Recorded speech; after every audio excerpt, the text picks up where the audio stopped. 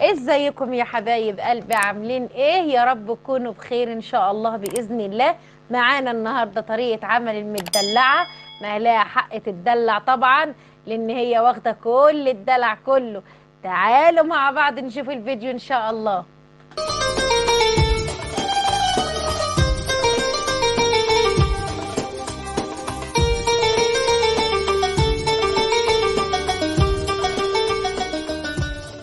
السلام عليكم ورحمة الله وبركاته. اللهم صل وسلم على سيدنا محمد وعلى آله وصحبه أجمعين. أشهد الله إنه أحبكم في الله. النهاردة إن شاء الله معانا طريقة عمل المدلعة. المدلعة دي عبارة عن إيه؟ معانا دلوقتي نص كيلو كنافة. أنا جبته من بالليل وبيته في الفريزر عشان يتجمد، عشان لما أجي أكسره يبقى كله يتكسر، مفيش حاجة طرية فيه خالص. كده هنفضل نكسر كده الكمية كلها مع بعضينا. ده نص كيلو كنافة يا جماعة، ما نكترش عن نص كيلو كنافة. طبعا ان شاء الله بإذن الله هنكسر الكمية دي كلها مع بعضينا كده، وهنفركها كده، وهوريكم الشكل بعد كده ان شاء الله. كده رجعنا مع بعض اهوت. كده سيحنا ربع كوباية سمنة وحطيناها. هندعك السمنة ديت بالكنافة لحد السمنة كلها ما تختلط بالكنافة. بسم الله، الله أكبر، اللهم صل وسلم على سيدنا محمد. ما تنسوش يا جماعة النهاردة الجمعة، وتكسروا من الصلاة والسلام على حبيبنا المختار صلى الله عليه وسلم، عليه أفضل الصلاة والسلام. كده هندخل السمنة كلها في قلب الكنافة. شوفوا بقى لما هي انا كسرتها كلها بقت مكسره ومفروله ازاي. لازم تبقى مفروله كده، ما تبقاش طريه. لو طريه يا جماعه اوعوا تعملوها. ده نص كيلو كنافه بيته من بالليل في الفريزر. لا، طلعته وكسرته وسيحت ربع كوبايه سمنه وحطيته عليه، وقعدت كده اتجانس السمنه كلها مع بعضها في قلب الكنافه لحد ما دخلت كلها في بعضها هي. اللهم صل وسلم على سيدنا محمد، اللهم صل وسلم على سيدنا محمد. بسم الله ما شاء الله. كده اتأكدنا خالص ان الكنافة كلها شربت من السمنة. تعالوا بقى نشوف هنعمل ايه. كده احنا دهنا الصينية معلقة سمنة. لازم ندهنها معلقة سمنة يا جماعة، مش زيت. محدش يدهن الصينية زيت. وهنرص كمية الكنافة دي كلها كده، ونرجع لكم تاني ان شاء الله. كده معانا المكون التاني لطريقة عمل المدلعة. نص كيلو دقيق بسبوسة، وده نزلت عليهم بمعلقة كبيرة بيكنج باودر. اللهم صل وسلم على سيدنا محمد. ونزلت عليه بربع كوباية سكر. عايزين تقللوا السكر براحتكم، عاوزين تحطوا المقدار اللي بقول لكم عليه برضو براحتكم. وهنقلب المكونات الجافة كلها مع بعض كده لحد ما تتخلط كلها ببعضيها.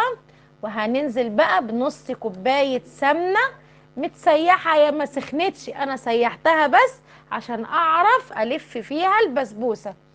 كده هنعمل البسبوسة مع بعض اهو. ده دي بسبوسة انا جبته من عند العطار سايب. ونزلت عليهم بكوباية زبادي. بسم الله، الله اكبر، اللهم صل وسلم على سيدنا محمد. كوباية زبادي يا جماعة، ما نكترش عن كوباية زبادي. النص كيلو بسبوسة بياخد كوباية زبادي. وهنعجن الحاجات دي كلها. احنا مش هنعجنها، احنا بس هندخل السمنة في الزبادي كده، مش هنعجنها لحد ما نحس ان هي ملمسها بقت طرية خالص كده. هي بقى ايه، زودنا كده ايه حبة مية صغيرين خالص، يعني بتاع ربع كوباية مية، عشان نقدر نلفها في ايدينا كده. احنا يا جماعة ما بنعجنهاش ولا بنخليها زي عجينة الكيكة، لا، زي ما حضراتكم شايفينها كده بتبقى خشنة. عشان اعرف دلوقتي لما هنزل عليها بالصينية كده انا دهنت الصينية معلقتين سمنة. اللهم صل وسلم على سيدنا محمد. لازم سمنة يا جماعة، ما نحط الزيت، لازم ندهن سمنة. وهننزل عليها بالخليط اللي احنا عملناه. بص حضراتكم كده، يعني ولا هو طري ولا هو كده، يعني بص نقدر ان احنا نفرده زي العجينة كده. هنفرد الخليط كله كده مع بعضينا. الله. كده احنا بنبططها اهو بالمعلقة، بنفردها في الصينية كلها.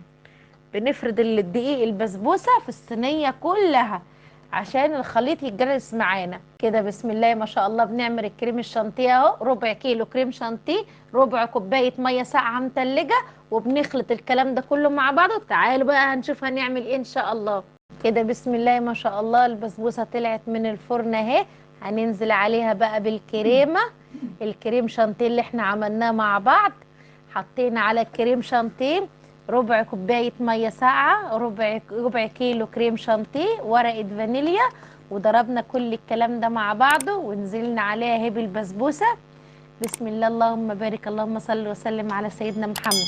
البسبوسه يا جماعه تخلي بالكم نهدي عليها النار، ما يكونش الفرن عالي قوي، ونحطها من تحت يا دوب دقيقتين ونطلعها. كده عملنا الطبقه الاولى بتاعت الكريم الشانتيه اهيت، وحطينا عليها المكسرات الغلابه السوداني الجميل. بسم الله ما شاء الله. ده احنا نسميها يا جماعه مكسرات الغلابه، مش احنا اكلاتنا اقتصاديه؟ يبقى بسم الله ما شاء الله كل حاجه تبقى اقتصاديه. هننزل بقى بايه؟ بالكنافه عليها هيت. بسم الله ما شاء الله، اللهم صل وسلم على سيدنا محمد. وبالراحه يا جماعه واحنا بننزل بالكنافه على البسبوسه كده. دي المدلعه، عرفتوا بقى ليه مدلعه؟ عشان واخده زياده عن حقها قوي يعني. بسم الله ما شاء الله اللهم بارك. هننزل بالطبقه الثانيه للكريم الشانتيه برضو، هنفردها كده. اللهم صل وسلم على سيدنا محمد. يبقى احنا عملنا طبقة كريم شانتيه على البسبوسة وغشينا عليها سوداني. بسم الله ما شاء الله، الله اكبر. كده يا جماعة حطينا طبقة الكريم الشانتيه هي على الكنافة. تعالوا بقى نشوف هنعمل ايه. دي فراولة، انا حبيت الفراولة ان انا احطها كده. فتحنا الفراولة اتنين اهو. بسم الله ما شاء الله. الفراولة دي ريحتها والله جميلة عشان بلدي. بسم الله ما شاء الله اللهم بارك. ما تنسوش بقى اللايك الحلو الجميل بتاعكم وتعالوا بقى نشوف هنعمل ايه ان شاء الله. كده يا جماعة هنحط الفراولة اللي احنا قطعناها اهيت، هنحط واحدة جنب التانية. بسم الله ما شاء الله اللهم بارك. هتبقى طعمها ان شاء الله حكاية. على فكرة يا جماعة احنا سقينا الكنافة وسقينا البسبوسة شربات، عشان ما حدش ايه يقول لي دي حطيتها كده. لا، احنا سقيناها بس عشان ما اطولش الفيديو عليكم. انا سقيت البسبوسة اول ما طلعت من الفرن. لازم البسبوسة الشربات بتاعها يكون سخن وهي سخنة، لكن الكنافة استنيت لما الشربات برد ورحت ساقية الكنافة بيها. بسم الله اللهم بارك يا رب، اللهم بارك يا رب. بسم الله ما شاء الله. ولا شوفوا بقى الحلويات اللي تعجبكم هعملها لكم اقتصادية. طبعا المدلعة دي بتبقى متكلفة، في ناس بتحط عليها صوص كراميل وفي فراولة جميلة. تعالوا بقى كده هنحط مكسرات اهو على الوش. بسم الله ما شاء الله. المكسرات دي على فكرة هي كل الموضوع المدلعة دوت ما كلفناش 40 جنيه. ليه بقى؟ لانها متدلعه اقتصاديه من قناه ام عمرو بس. بسم الله ما شاء الله. تعملي احلى حلويات واقتصاديه مع ام عمرو. بسم الله ما شاء الله.